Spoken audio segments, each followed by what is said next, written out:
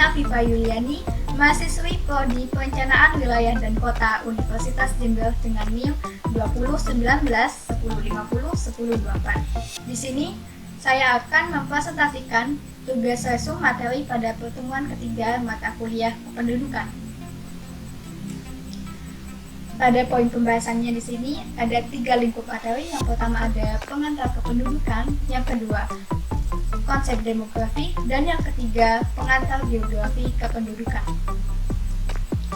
Untuk pembahasan materi pertama yaitu pengantar kependudukan. Konsep dasar kependudukan. Pembahasan ilmu kependudukan masih ada kaitannya dengan konsep demografi. Kata demografi ini berasal dari bahasa Yunani, yaitu demos yang artinya penduduk dan graphein yang artinya menulis. Demografi ini merupakan suatu alat untuk mempelajari perubahan-perubahan kependudukan dengan memanfaatkan data dan statistik kependudukan serta perhitungan-perhitungan secara matematis dan statistik dari data penduduk, terutama mengenai perubahan, jumlah, persebaran, dan komposisi atau strukturnya. Perubahan-perubahan tersebut dipengaruhi oleh perubahan pada komponen-komponen utama pertumbuhan penduduk, yaitu fertilitas, mortalitas, dan migrasi, yang pada umumnya menyebabkan perubahan pada jumlah, struktur, dan persebaran penduduk. Nah, pada ilmu kependudukan ini merupakan penghubung antar penduduk dengan sistem sosial yang mana diharapkan dapat memecahkan pertanyaan dasar tentang bagaimana menambah pengertian atau pemahaman terhadap masyarakat melalui proses analisis kependudukan. Demografi sendiri dalam arti yang paling luas disebut dengan population studies atau studi kependudukan yang berhubungan dengan analisis data kependudukan, di mana dalam demografi membicarakan terkait angka-angka termasuk karakteristik penduduk seperti karakteristik sosial, ekonomi, termasuk karakteristik etnik. Untuk ruang lingkup dari ilmu kependudukan ini, secara lebih rinci, ruang lingkup ilmu kependudukan dapat dibedakan menjadi 2 kelompok, yaitu ada analisis demografi dan juga analisis kependudukan. Analisis demografi atau disebut juga demografi formal lebih menekankan pada perubahan dan variasi penduduk dengan menggunakan teknik demografi tertentu. Sedangkan studi kependudukan atau ilmu kependudukan ini tidak saja berhubungan tentang komponen atau variabel penduduk, tetapi juga berbicara tentang hubungan antara perubahan penduduk dengan variabel lain, seperti perubahan kondisi sosial, ekonomi, politik, budaya, psikologi, dan perubahan geografi. Pada variabel pengaruh dan terpengaruh dalam demografi formal dan studi kependudukan sebagai berikut.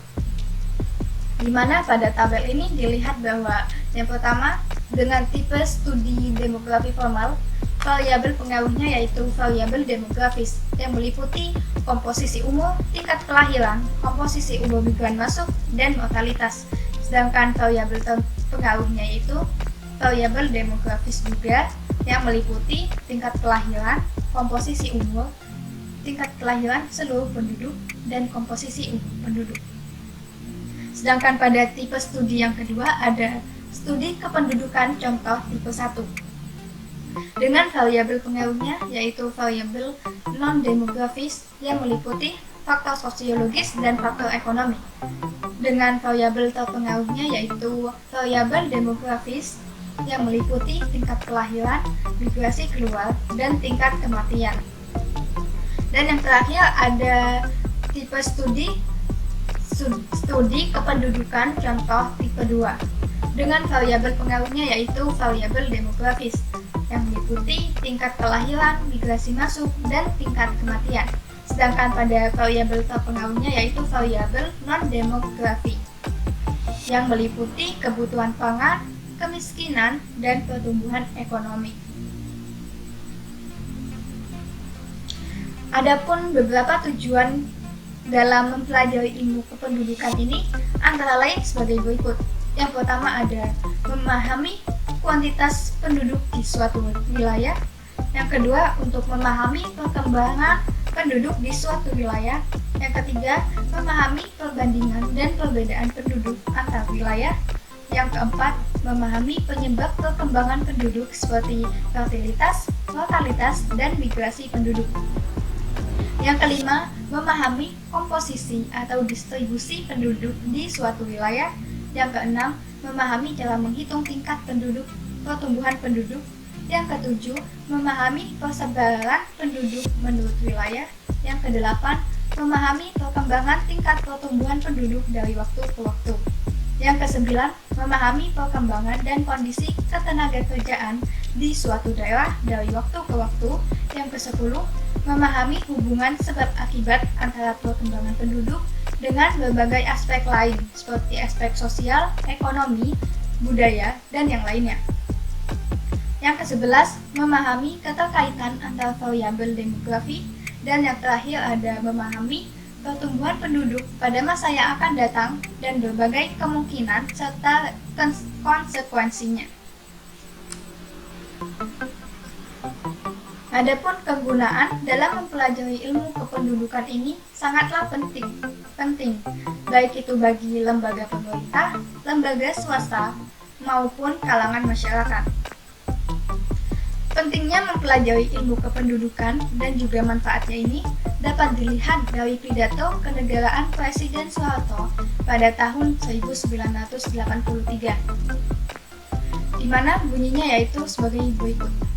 Seluruh rencana pembangunan kita akan berhasil dengan lancar jika ditunjang oleh pemecahan masalah kependudukan antara lain pengendalian kelahiran, penurunan tingkat kematian, perpanjangan harapan hidup, penyebaran penduduk, pendidikan, dan masalah lapangan kerja.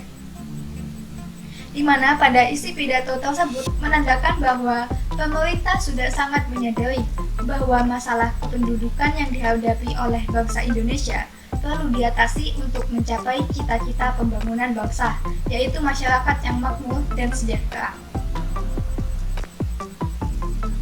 Selanjutnya kita beralih pada materi yang kedua, yaitu materi tentang konsep demografi. Adapun pada konsep demografi ini, definisi menurut beberapa ahli sebagai berikut. Yang pertama, berdasarkan Multilingual Demographic Dictionary (IUSSP) pada tahun 1982 menyebutkan bahwa demografi yaitu ilmu sains yang mempelajari penduduk atau suatu wilayah, terutama mengenai jumlah, struktur atau komposisi penduduk dan perkembangannya atau perubahannya.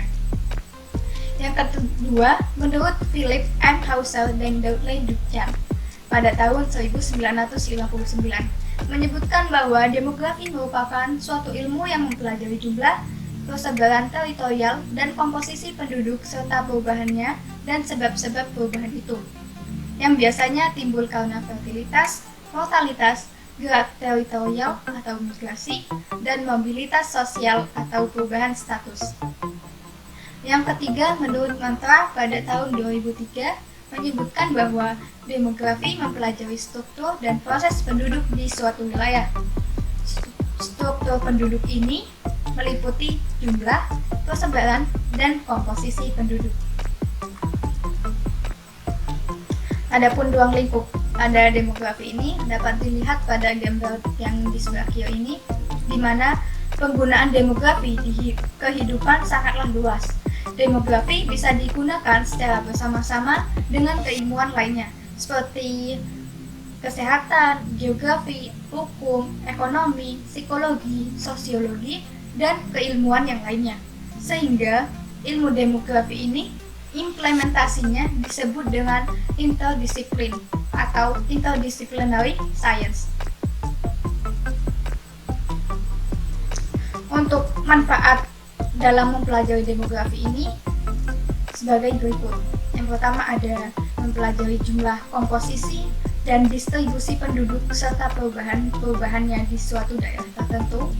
Yang kedua, menjelaskan pertumbuhan penduduk di masa lampau dan mengestimasi pertumbuhan penduduk di masa yang akan datang. Yang ketiga, mengembangkan hubungan sebab akibat antara perkembangan penduduk dengan berbagai aspek pembangunan sosial, ekonomi, budaya, politik, lingkungan, dan keamanan. Yang ketiga, mempelajari dan mengantisipasi kemungkinan-kemungkinan konsekuensi pertumbuhan penduduk di masa yang akan datang. Selanjutnya, materi yang ketiga, yaitu pengantar geografi kependudukan. Untuk konsep dasar geografi penduduk ini sebagai berikut. Geografi penduduk merupakan salah satu cabang ilmu geografi manusia yang mempelajari tentang perbedaan dan persamaan aktivitas manusia dalam ruang sebagai hasil dari interaksi antar manusia dalam memanfaatkan lingkungan. Pada geografi penduduk ini digunakan 3 pendekatan dalam mengkaji fenomena kependudukan atau biosfer. Di antaranya yaitu spatial approach, ecological approach, dan regional complex, di mana melalui 3 pendekatan tersebut dapat menjelaskan dan diketahui mengenai interaksi manusia dalam melaksanakan aktivitasnya. Pendekatan ilmu geografi ini sangatlah penting dan berguna dalam menganalisa karakteristik wilayah berdasarkan kondisi yang ada. Untuk ruang lingkup pada geografi penduduk ini antara lain sebagai berikut. Ilmu geografi penduduk memiliki batasan dalam mengkaji, menganalisis, dan mengidentifikasi perbedaan serta persamaan suatu persoalan aktivitas manusia pada suatu ruang atau wilayah. Dalam mengkaji persamaan dan perbedaan persoalan atau aktivitas manusia tersebut, ilmu geografi penduduk menggunakan pendekatan kelingkungan dan kompleks wilayah dalam konteks keuangan. Hasil dari pengkajian tersebut menggunakan sudut pandang geografi penduduk, yang mana nantinya dapat digunakan sebagai bahan pertimbangan utama dalam rencana pembangunan. Selanjutnya, kependudukan dalam geografi penduduk. Kependudukan merupakan salah satu subjek dan atau objek kajian dalam geografi penduduk. Masalah kependudukan sudah menjadi masalah besar dan juga masalah yang serius, karena menyangkut banyak segi yang secara objektif dikaji dengan pendekatan geografi, yaitu ruang dan waktu, serta dalam kompleks wilayah. Perkembangan penduduk yang terjadi tanpa disertai dengan kontrol untuk mengatur jumlah penduduk yang diinginkan tentunya akan menimbulkan problematika sosial dan ekonomi dengan segala akibatnya. Oleh karena itu, diperlukan pengetahuan terkait ilmu kependudukan serta didukung dengan upaya dan usaha pemerintah untuk membangun dan meningkatkan taraf hidup warga negaranya. Adapun dalam subbab kajian geografi penduduk, yaitu ilmu yang mempelajari perihal kependudukan. Para ahli geografi penduduk banyak menggunakan data-data sensus, survei, serta catatan kelahiran dan kematian untuk dibentuk menjadi angka-angka, rasio, serta statistik lainnya dan dianalisa dengan mendasarkan pada beberapa pendekatan geografi.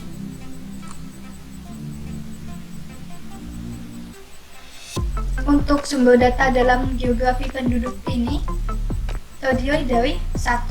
Sensus penduduk.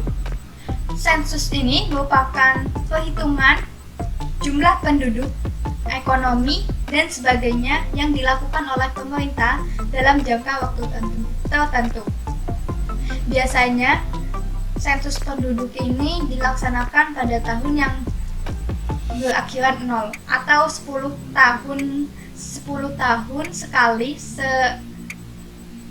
tahun sekali dilakukan sensus penduduk. Yang kedua ada survei penduduk. Survei penduduk yaitu cara pengumpulan data yang dilaksanakan melalui pencacahan sampel dari suatu populasi untuk memperkirakan karakteristik objek pada saat tertentu. Dan yang ketiga ada registrasi penduduk. Pencatatan terus-menerus mengenai peristiwa-peristiwa kehidupan atau registrasi vital setiap individu dalam populasi, seperti kelahiran, kematian, migrasi, pernikahan, perceraian, dan adopsi. Adapun peralatan dari geografi penduduk meliputi bilangan atau count, angka atau grade, rasio, proporsi, konstanta, ukuran kohort, dan ukuran periode. Oke, selanjutnya yang terakhir yaitu penutup. Nah, dari semua penjelasan ketiga materi tadi, didapatkan persamaan dan juga perbedaan. Adapun persamaan dari ketiga materi tersebut yaitu tiap-tiap materinya saling berhubungan dan berkaitan satu sama lain. Secara garis besar, ketiga materi tersebut mempelajari mengenai ilmu kependudukan. Adapun perbedaan yang dimiliki pada ketiga materi tersebut diantaranya sebagai berikut. Pada tabel terlihat bahwa perbedaan yang saya simpulkan ada dua, yaitu pada materi 1, pembahasannya lebih terfokus pada ilmu kependudukannya. Sedangkan materi yang kedua, pembahasannya lebih terfokus pada demografi penduduk, dan yang ketiga, pembahasannya lebih terfokus pada geografi penduduk. Untuk pembeda yang kedua, yaitu pada materi ke-1, mempelajari mengenai penduduk dengan variabel yang lebih beragam dan pembahasannya yang lebih luas. Untuk yang materi kedua, mempelajari mengenai kependudukan dalam lingkup perhitungan dan statistik berupa teknik-teknik untuk menghitung data kependudukan. Dan yang ketiga, mempelajari mengenai hubungan serta persamaan dan perbedaan penduduk dengan lingkungannya, dan juga ruang sebagai hasil dari interaksi dari manusia dengan lingkungannya. Sekian pembahasan saya tentang tugas resum ketiga materi pada mata kuliah kependudukan. Kurang lebihnya mohon maaf. Wassalamualaikum warahmatullahi wabarakatuh.